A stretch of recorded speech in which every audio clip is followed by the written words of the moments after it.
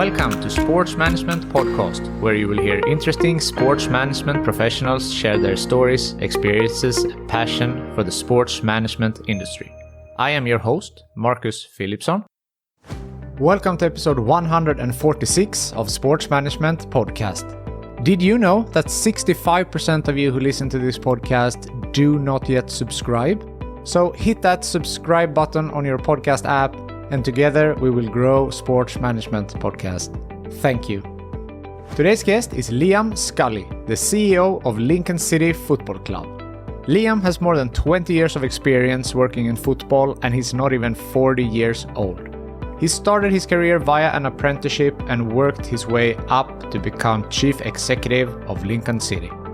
In this episode, we spoke about how he became CEO of Lincoln City FC in 2017, how his interest for football started, the Redevelopment mission of the club, their vision to be a forward-thinking sustainable club, their stadium redevelopment project, being a part community-owned club, why Liam visited a fan at his home, and much more. Liam Scully, welcome to Sports Management Podcast. Thank you very much. Really appreciate having me on. I'm excited to talk to you. You are the CEO of Lincoln City Football Club. So what does this role include? Probably easier to tell you what it doesn't include. I guess, I suppose, first of all, as the most senior executive that reports to board and ownership of a football club, I think the first thing you have to remember is that you're a temporary custodian of a community asset. You know, this football club, Lincoln City, has been here for nearly 140 years. Our aim is to make sure it's here for another 140 years plus. And, you know, fundamentally, the job is to leave it in a better place than you find it. And, you know, if I'm lucky enough to be here for 10 or 15 years, then, yeah, it's making sure that whatever we do, you know, enhances the football club today, tomorrow, but most importantly, in the medium and long term. So everything from, you know, from the sporting side to the business, operationally, you know, making sure our community commitments and our social impact is seen and heard as well. So it's incredibly varied and a very, very enjoyable role. I'm sure. And we will dig a little bit deeper, you know, in all these things that you mentioned there. But can you talk a little bit about the club and, you know, what it means for the city and some history, because it's an old club? Yeah, so like I say, 140 years old. The football club's had some fantastic times in those 139, coming on 140 years. It's also had some really difficult times. I joined the football club in August 2017. We'd just been promoted back to the Football League. So for those of you listening that don't know, the English pyramid has the Premier League, 3 leagues within the EFL, and then the National League system. Lincoln City had spent a number of years outside of the English Football League, but under Danny and Nicky Cowley had been promoted back into the Football League, had also had that fantastic cup run to be the first English team post-war to reach the cup finals of the FA Cup. Unfortunately, lost to Arsenal at the Emirates, beating Premier League clubs and Championship clubs along the way. But I think really what we are and what we're trying to do is, you know, we're a single in the county of Lincolnshire. Our aim is always to try and be the premier football club, and that's both highest in the pyramid and how it operates. I'm sure there are many of our rivals within the county that would respectfully want to challenge that. But I think, you know, we've just got to be mindful that we want to be successful on the pitch. We want to win on the pitch, but we want to win off the pitch. And it's making sure that it can't be all leave it around Saturday at 3:00.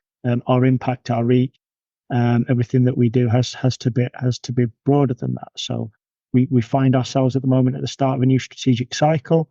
So very much looking forward to the next, 5.5 seasons, working with the board and working with the executive team here to kind of really shape that next stage of our growth and hopefully upward trajectory. That's interesting. And I know there are several things you are working on, and one of these is the Redevelopment mission of the club. Is that something you can elaborate on? Yeah, so I suppose Redevelop's what we'd probably internally define as our North Star, and it sits at the heart of all our decision making. And I think it's about how we get that balance between winning today and being competitive, because the one thing that you do know with a football club, you know, whether it's your social impact or whether it's just, you know, directly getting fans through the door, they want to see success in the short term. So, winning more often than not. So it's been incredibly conscious about that, but equally having that real balance between, the short term and those midterm strategies. So, if you look at our work strand, it always has to be, somewhere in the region of 50-50 between the win and the development side of the football club. It certainly can't be 99-1 in either or favour. But just to explain win develop, that's not just about football and footballers. That's about across the whole model of the football club.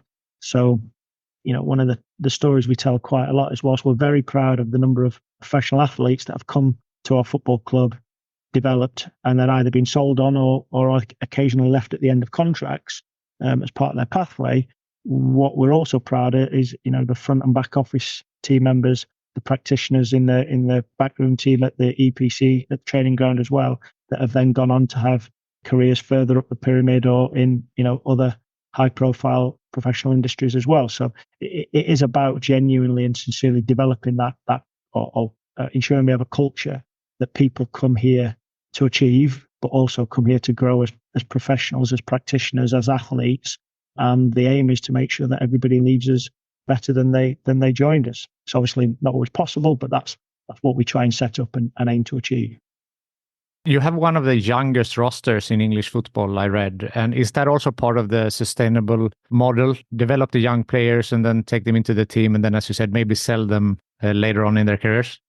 Yeah, it's definitely part of that. So, typically we sign players what would be their natural pre-peak in terms of age. And then we, hopefully they play a number of games for us. And then we always say, either we move and we grow together, or if you move quicker than us, then, on entry, we always talk about the exit point. One of the things that I don't think we're unique at, but something that we're very comfortable in doing is always talking about the jump off point when people join us. And being really clear what success looks like for us, what success looks like for them, and how most of the time that can be mutual, and we can choreograph that to ensure that it works together. But every now and then somebody goes quicker than we can go, and then it just enables us to have great pride in watching them, and quite frankly, they become the poster boys and poster girls for the next iteration. So yeah, you would typically see Lincoln sign players pre-peak, and therefore that does mean younger. The sweet spot for us typically is players that have still played a significant number of professional games at men's football, but that can often be in different countries or in emerging leagues, not necessarily 150 EFL appearances. That would be not typical of a Lincoln City signing. I see. So we're talking about sustainability, and of course there are different types. There is social, economic, environmental, and we have touched a little bit about some of them here already, but you have a vision as a club to be forward-thinking, sustainable club.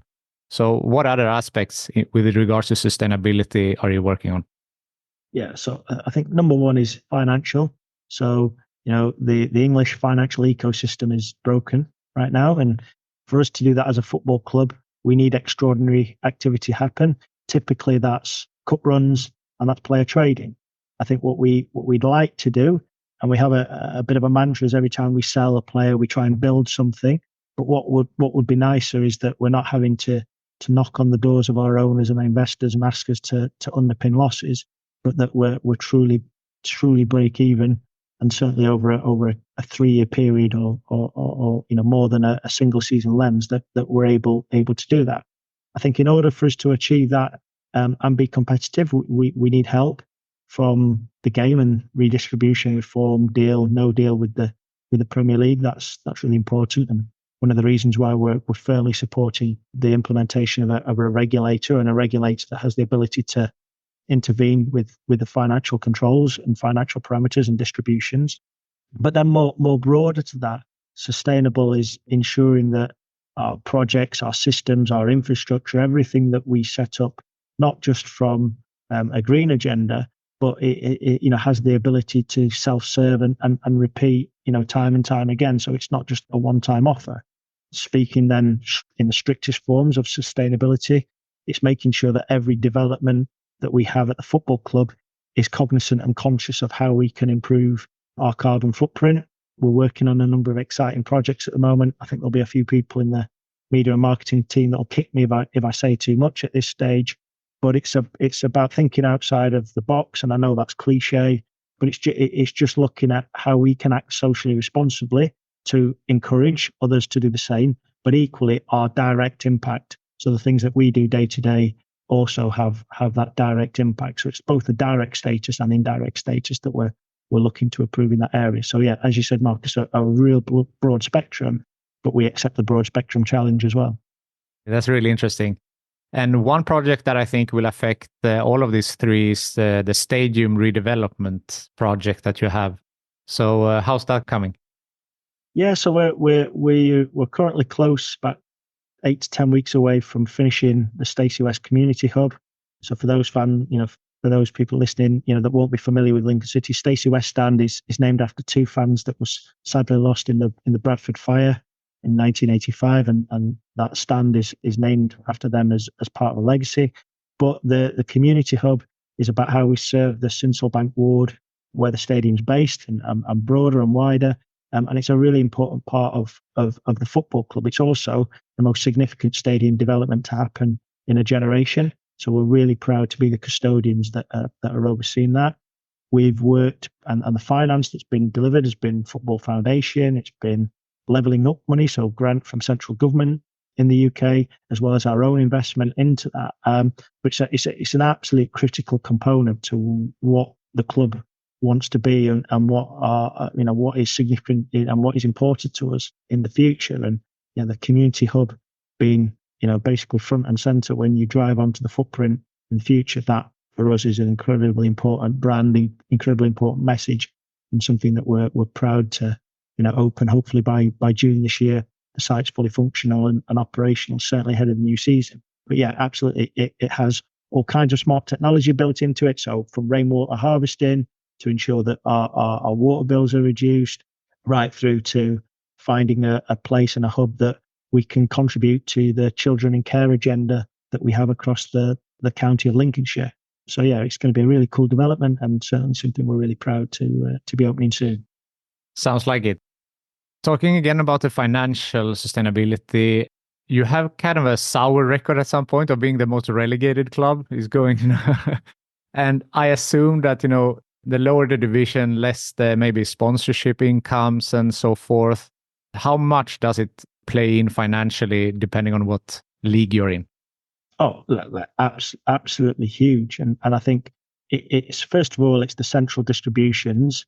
Second of all, it's the eyeballs, it's the reach that you have, not just directly from Lincoln City's success, but then the teams and the opposition that you're coming up against. And I think one of the most fantastic things about the English football pyramid is, Lincoln City in the last few years, we've competed in the same division as, Portsmouth, Sunderland, Derby County, Ipswich, Sheffield Wednesday, huge, they're monsters of football clubs in the English system. And they've many occasions competed at the very highest level and been incredibly successful. And it wasn't so long ago that Lincoln versus Ipswich was a fairy tale FA Cup victory that set us on the way. And a few years later, we find ourselves as peers. So that's a great part of the football pyramid. But the commerciality of that is incredibly important. And for us to continue to grow the football club, that's why the on-field success is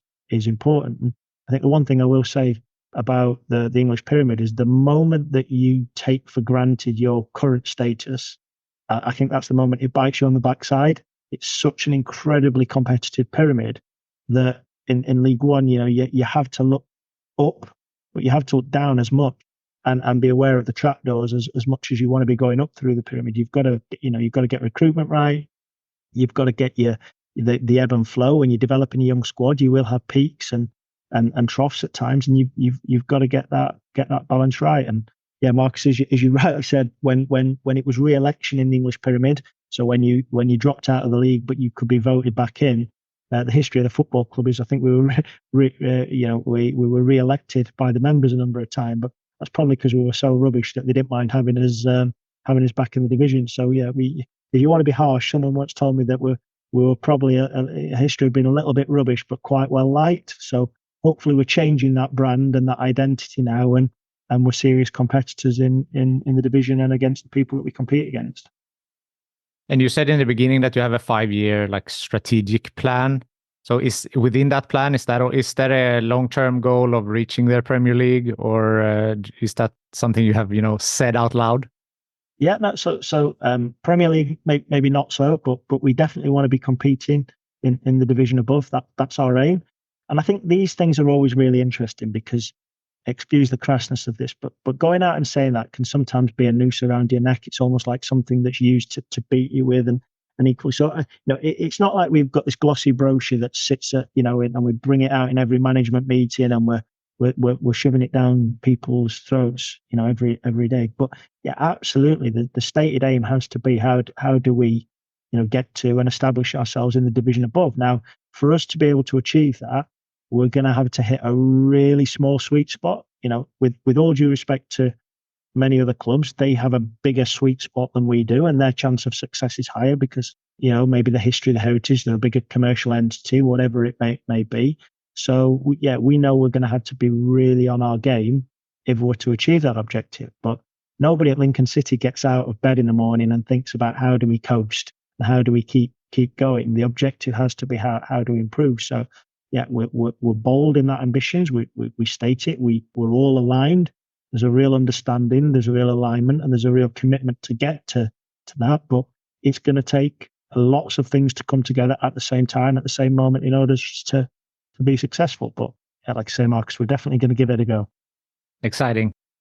Something else that is fascinating with the club is that you are community owned, and something that I believe happened during COVID period, if I'm correct. So can you talk a little bit about, first of all, how was this period during COVID, and how the decision to become community owned grew? Yeah, so just to really explain that, we have nearly 5,000 shareholders in the football club, and there's actually two iterations of how we got here. First and foremost, we in early 2000s in the UK, we had ITV Digital that had the contract for the broadcast rights, and unfortunately that they went bust, and that put Lincoln City into into financial peril. And the board and the ownership at the time, clearly long before my arrival, albeit there's some members still around from that time, they shook buckets. They did everything they could. There's some fantastic stories, some incredibly fantastic gestures of people remortgaging their houses and doing things to save the football club, offering it as security. And the legacy of that is that we had, around 1,000 shareholders that had done various things to help sustain the football club. And at that point, 2 fans were also elected and appointed to the board of directors. That was part of the negotiations, really. So from walking into the football club, we had 2 fan directors appointed to the board. And then when COVID hit and we had to be agile and we had to be nimble, we recognized that we already had this existing share base. So when we went to the fans and talked about refunds and how we deal with season tickets, we offered them the ability to exchange that and convert that into equity into the football club. And 4,000 of them took that choice and did that. So I always say I'm the CEO in football that's got the most bosses going, given we have that shareholder base. But I think what that shows is hopefully the resilience and the collaboration and the spirit that we run the football club in. That then, in the bank of goodwill, if it's ever needed to be cashed in, then the fans reciprocate and show you the fact that they appreciate how their club is being run. So just to be really clear, we are owned. So Lincoln City Holdings owns the majority of the football club, and then we have a lot of shareholders in Lincoln City FC. But I do think we have that right balance. It's right for Lincoln City, not necessarily right for everybody else, of having community ownership and community shareholders, as well as having investors and a board that can just help you finance and fundraise some of those capital projects, or even feed the club in the loss-making years in order to help us grow. So yeah, a long-winded way of saying not quite community owned, but I think a really nice hybrid that works for Lincoln City. Yeah, that's an interesting one, because in Sweden we have something we call a 51% rule, which means that the members have 51%. So it's an interesting to see that now this hybrid type of model also is in other places. Yeah, absolutely. And I think, very similar. The only difference is we've probably self-elected to do it that way, or optimized and recognized the history and the heritage of the club and continued of that. But yeah, completely agree. And yeah, you see some fantastic models, and certainly you guys are leading the way in some areas. So yeah, pleased to see that. Talking about, the community owners and the fans and everything, fan engagement is a really important topic for a club to engage their fan base. So how are you working with regards to fan engagement? It's really interesting because, first of all, huge proponent, and fan engagement is incredibly important. But I think fan engagement's almost become taboo, or it's almost become a subject where you brand it fan engagement, and then it lacks sincerity. It becomes a strategy. I think fan engagement, at Lincoln City and many other football clubs, just has to be, first of all, those sincere gestures of how you run the football club. So one of the things that you wake up every morning and you realize working in football and at a football club is you're incredibly lucky to do so. We are, for whatever reason, rightly or wrongly, we can be like Disneyland to a number of adults and people and the community of Lincoln. Our players are our heroes, are their role models. And I think you just never forget that. And our job really is to break down the barriers between the green rectangle of the pitch and the stands and bring those as close as we can together. It's not about having a 50-page operational strategy as to how we're going to engage with the fans. And of course, there are some key pillars and building blocks, but it's just about taking moments and seizing opportunities. So to give you a couple of quick examples, this weekend, the game just gone, we had our junior takeover. So that was where all the senior members of staff were shadowed, and so juniors had to write in, they had to apply, they had to go through an interview process, and then those were selected. They shadowed.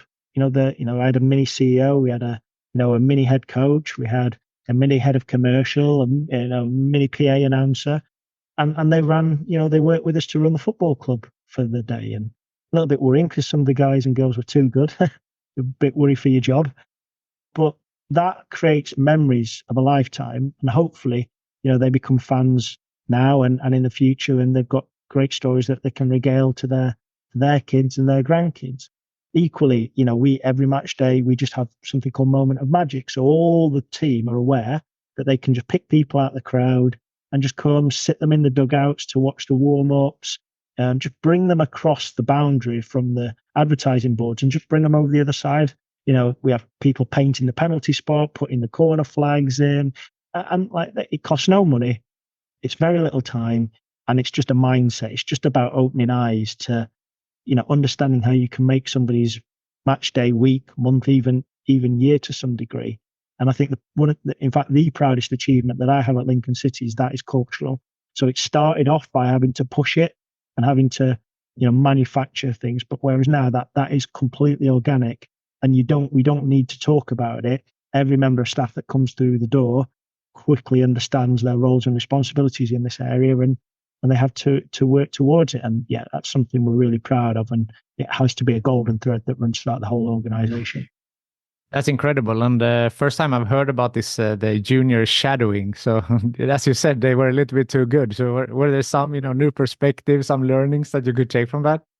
Yeah, and they ask brilliant questions. You're walking around and they say, why do you do X, Y, and Z? And makes you stop and think and go, yeah, actually, why do we do that?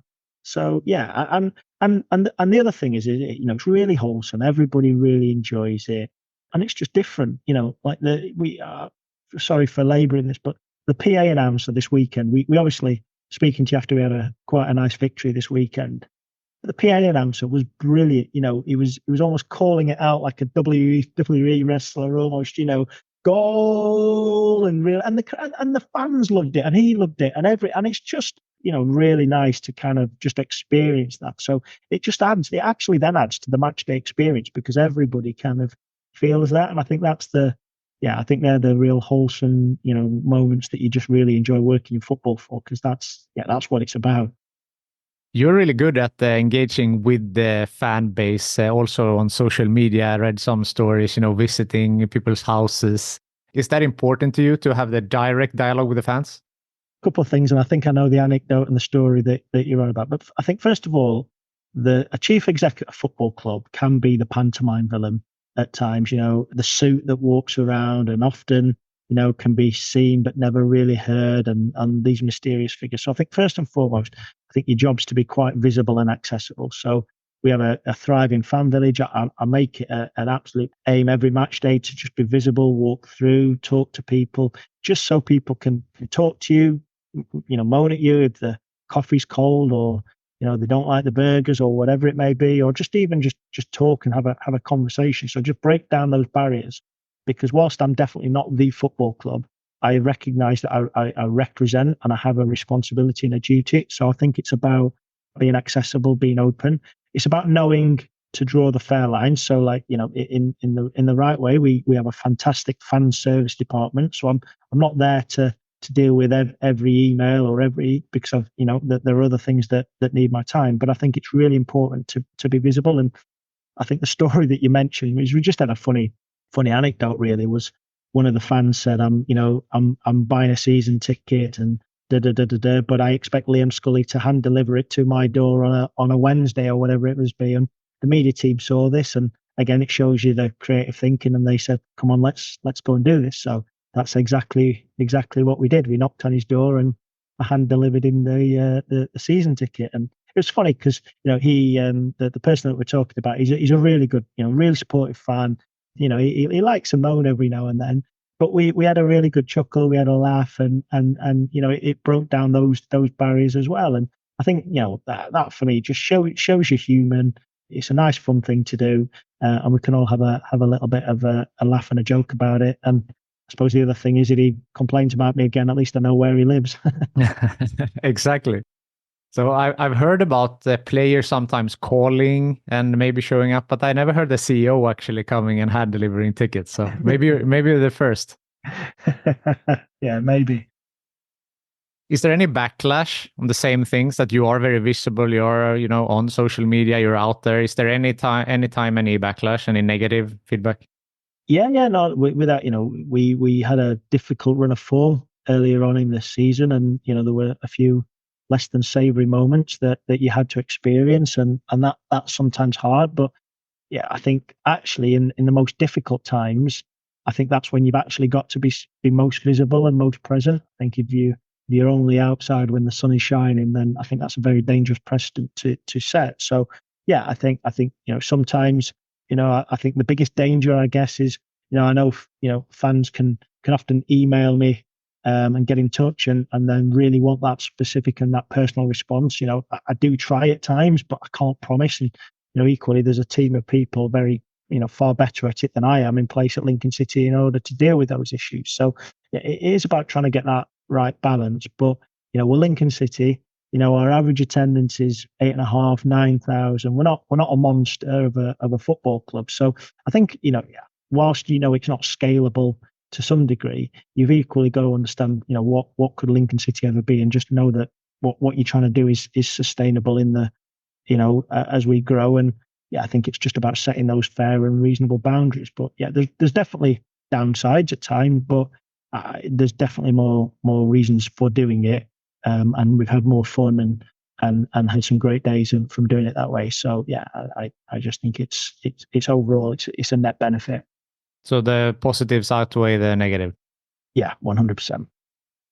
The club is nicknamed the Imps after the legend of Lincoln Imp. Can you explain that for those who don't know what that is? Yeah, I suppose the closest thing, I guess, is a gargoyle, and yeah, in the cathedral, the famous Lincoln Imp was there, and when the club was started, it was adopted, the Imps as the nickname. And I guess I'll give you a quick anecdote on a similar theme. We've just throughout this year we've been through a process to change our official club crest. When I say change, and I know there's danger in this area, we've actually gone back to a previous club crest. It's a more simplified imp.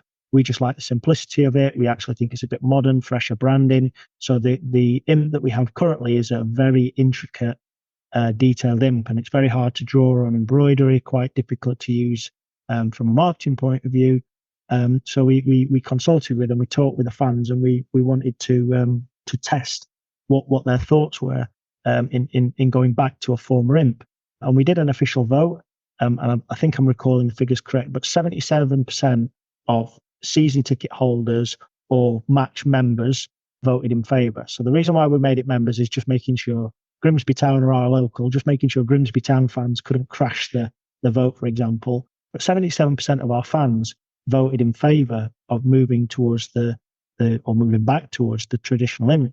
But what was really interesting is if you took a snapshot on social media, I think Instagram was the only one based on comments that was for it, whereas between Twitter and Facebook, you had slightly more, it's in the regions of 50-50 for and against. But actually, when you took the pure vote and you gave it to the members, so maybe the vocal minority, as some would call it, we saw that we were doing the right thing. So I think when you talk about engaging with the fans and looking at your sources of information and data, which I'm sure we'll get onto at some point, I think it's really important that you use the right sources of information, because that quick anecdote shows you that Facebook, Twitter, Instagram, etc., that you have to use them, but equally you have to take the kind of subjective feedback that you get from there as with a pinch of salt. And that the logo, the badge, the development is a great example of why so. Yeah, for sure. And just to give it like a quick anecdote from the local hockey team in my town here, they had a change of logo a year ago or so, and they didn't consult first with the fans and everything, and it was the horrendous feedback, and they had to actually take a step back and redesign and come back again. Well, yeah, and I think that's why it's so important to kind of take people on that journey with you. So your job is to articulate the vision, and then it's to then tell captivating stories that then take people on that journey with you, doing things to people, whether they're the rightful owners or just the emotional owners of something. Yeah, that's never a wise idea. So yeah, it doesn't surprise me, and I think there are many clubs in the UK that have got that wrong in the past. Hopefully we're one of the clubs that did get it right. Let's see. So I would like to get to know you a little bit better. And, from a boy from Sheffield growing up, how did you fall in love with football and take this career path? Yeah, it definitely wasn't deliberate. Like many boys and girls, my dream was being a professional footballer. You can't see me, I'm sat down, but I'm not quite, but when I say I'm not quite 6 foot, I'm quite away from being 6 foot. I was a goalkeeper. I never grew. So whilst being technically okay, I'm told I was never really going to make it in the professional game. So I was very fortunate to be awarded one of the first ever apprenticeships in the off-field in coaching by the PFA, which was in 2001. I was able to take that at Doncaster Rovers. So whilst I grew up a Sheffield United fan and watching games at Bramall Lane, I used to also go with my dad to Doncaster Rovers. That was his team. And I don't know why, but back in those days, it was like Sheffield United was at home one week and Doncaster Rovers was at home the other. They're a fair distance away from each other, but the fixtures just typically worked. So that was it. It was with my friends on a Saturday at Sheffield United and then Doncaster with my dad. But yeah, luckily got an apprenticeship, and then without doing the full fat version, I did 17, 18 years at Doncaster Rovers, short sabbaticals here and there. Predominantly 16, 17 years at Doncaster. Was foundation chief executive for a number of years, so running the community interest side of the football club. And then I stepped into the group, the Club Doncaster Group, which had the football club, the rugby club, the stadium, and a few other assets and properties. And then was chief operating officer for 4 years. And then when Lincoln City were promoted to the Football League, just through relationships, got to know he wasn't chairman at the time, but Clive Nates, who is chairman now, and met him. We got on quite well, and I was August 2017, appointed as chief executive at Lincoln City, having spent many years doing many different jobs within football clubs. But yeah, I can't ever say I honestly set out to do this. I guess it would have been a dream, but never thought it would be possible. Yeah, and I mean, you're 37, I think. 38. And have already over 20 years of experience from the football industry. So I guess very few people at your age has that extensive experience. Yeah, there's no doubt I were lucky in two regards. One, Doncaster Rovers, they came through the league quite quickly as well whilst I was there, and Lincoln have done the same. So I think you are afforded opportunities in an emerging structures that you aren't when you're part of that. So when you're not part of the big teams, you are afforded more opportunities. And I think that the bit that I'd like to think that I played is I've had many different bosses and different leaders, from chief execs to line managers. And hopefully the one thing that they'll always say is that, I went above and beyond. I was outcome focused and made sure, we always achieved whatever my piece of the pie was to achieve, always made sure we overachieved. And, thankfully, and a number of times I was always supported and promoted from within whenever opportunities arose. And I think at the same time, I was really lucky that quite a number of times in my career, I kind of had double promotions because my line manager kind of moved on quite quickly and from jobs I've maybe only recently got into. So yeah, I think I was definitely lucky to have, fast track through some of the earlier years just because of opportunity. But like I say, hopefully I played my part. But yeah, it was just, a bit of luck, a bit of opportunity, and a bit of, hard work along the way. But yeah, it feels a bit strange being sub 40 and, having been in this industry for 21 years now. Reflecting on that, you said you have many great bosses and so forth. Now, when you're in executive leadership position, how would you describe your leadership style? Yeah, that's a great question. I think the most important, job of a leader, and I've definitely had to evolve. So, when I first came into Lincoln City, I was down in the muck and nettles. We had to grow things. You had to demonstrate by leading, and by physically doing things. But then I think the most important skill of a leader is to adapt and evolve to your environment and your situation. If I was still behaving and acting like the chief executive that came in 2017, as I'm doing now, I think I'd be stunting the growth of the organization.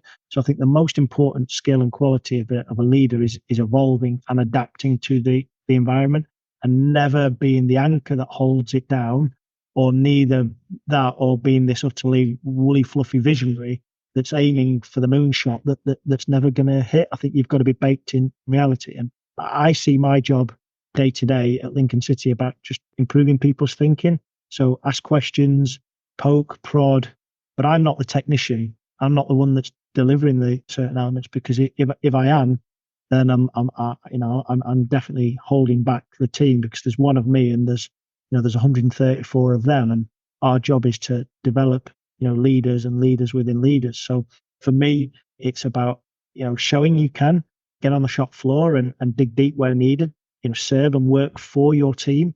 But then equally making sure you have the ability to see, have the vision and articulate it, and then use everything in the toolbox to pull people along, push people along, motivate them. And that's not all good news. That can be having tough conversations as well, but using everything in the toolbox to crowbar and to keep everybody in the bumper bars, but get everything aligned and all working towards that singular goal and singular vision. So how much would you say is your own experience and learnings, and how much, because you have also had a postgrad in strategic leadership, so how much are you taking from the educational system and how much are you taking from like life experience? Yeah, the school of hard knocks hurts and resonates more than any.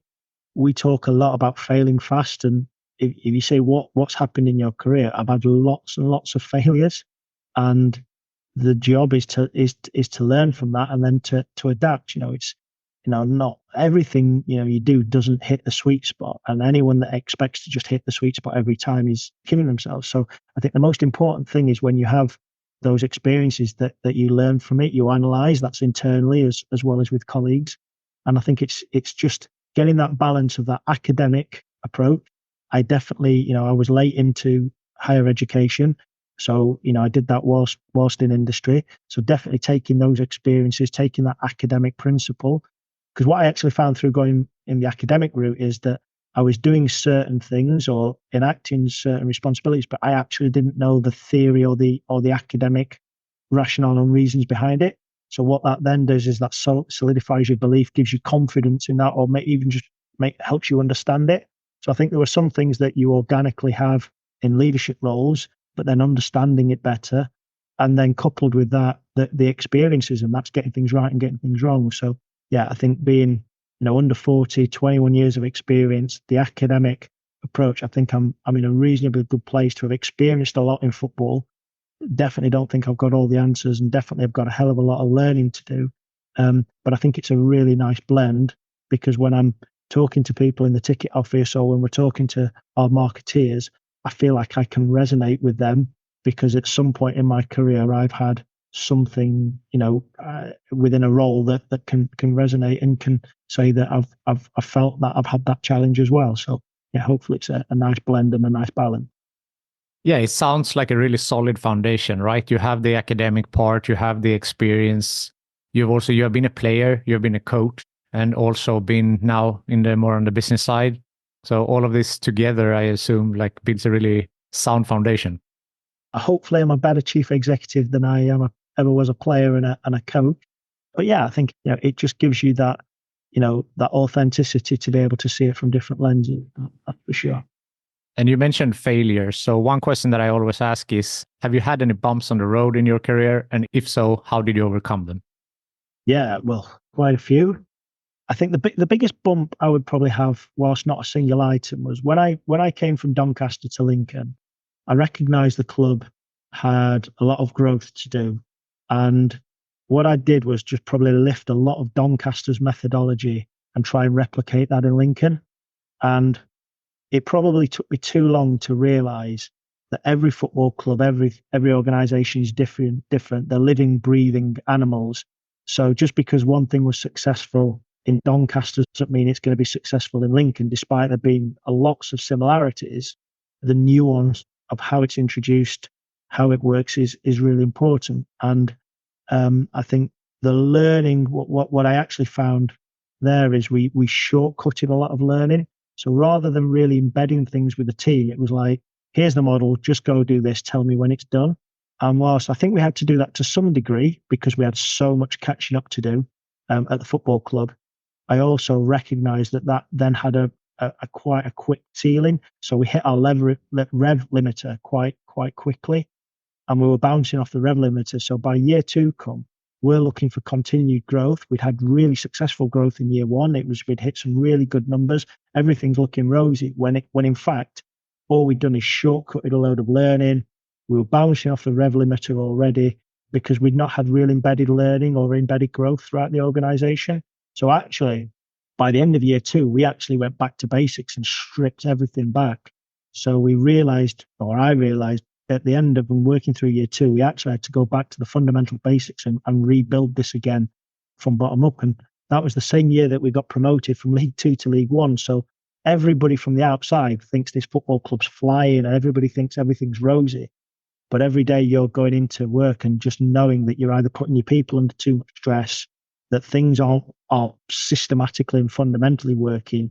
You might be sometimes pot luck achieving results, but actually it wasn't really baked in at an operational or a strategic level. So that was probably the biggest or the multiple failures that I have there. And 100% the learning, whilst I've got no plans to leave Lincoln, the learning that you have is that you just can't lift operational models and just take them somewhere else. Each organization is their own living, breathing thing, and you have to understand it first before you can start implementing change. Yeah, I think that's a really good insight. So with that in mind, what would be your best advice for someone who wants to take a similar career path as you have? Yeah, I think there's a couple of things really, but don't forget that you're learning in everything that you do, and don't be just so transactional. So even the bad experiences are experiences. And I think the other thing, the most important thing that is just in this industry, it is a goldfish bowl, and you're always being watched and you're always on display. And it's about being cognizant of that. And it's being the same on your worst day as you would be on your best day. And I think that's really hard. I don't think there's any other industry that you receive the same amount of pressure. So, every Saturday at 5 p.m, 8,500 fans give you an appraisal. They tell you what they think of the job that you've just done. And sometimes that feels great and it makes you feel warm and fuzzy because they say nice things. And, sometimes it doesn't. And, you can be never too high and never too low. And I think that's really important as well, the emotional roller coaster of this. If you start believing your own hype, you're in big trouble. And equally, the moment that you get down on yourself, just because, sometimes things out of your control, equally, it's not helpful. So try and just keep that balanced scorecard and, ensure that you're not on the emotional roller coaster with everybody else. Your job's to smooth that path, really. Interesting. Is there something I haven't asked you yet that you want to mention? No, only other than, I think I'm just feeling incredibly privileged and lucky to work in this industry. It's, meeting people like yourself and others. It's just it's such a fantastic a career. And if anybody has thoughts about joining or wanting to kind of come into the professional sports industry, like, do it. Probably don't do it for the reasons most obvious. I suppose it can look quite sexy and quite appealing from the outside. It's probably, in fact, it's definitely not that. But there's great camaraderie, great people. The sense of when you win or when you're successful, there is nothing like it. I was a goalkeeper. I wasn't a centre forward, but I can only imagine what it must feel like scoring the winning goal. But you get those winning goal moment feelings so many times, and I think that's something that I'd strongly recommend to anybody. If you're going to be part of a sports team, if you're going to then be emotionally all in, because you will get so much more back from it in taking that mindset and that approach. Completely agree. So if the listeners and the viewers want to follow yourself or the club, social media, where can they read up on news? Yeah, I do have a Twitter or an X, but I'm not that active. I don't really look at it, but I'm on LinkedIn. weareimps.com is the Lincoln City website. We'd love you to come and visit the football club at any point. So, take a look at our website, look at our fixtures. We've got a fantastic atmosphere, brilliant stadium that we'd love to welcome, guests new and old to. So Liam Scully on LinkedIn, or equally Lincoln City Football Club via weareimps.com. That's amazing. Liam, thank you so much for taking the time to be on Sports Management Podcast. My pleasure. Thank you, Marcus. Thank you for listening to the Sports Management Podcast. Please hit the subscribe button so you don't miss out on any upcoming episodes. Also, feel free to leave a comment about what you thought about this episode. If you want to get in contact with me, send an email to sportsmpodcast@gmail.com or hit me up on Facebook, Twitter, or Instagram @sportsmpodcast.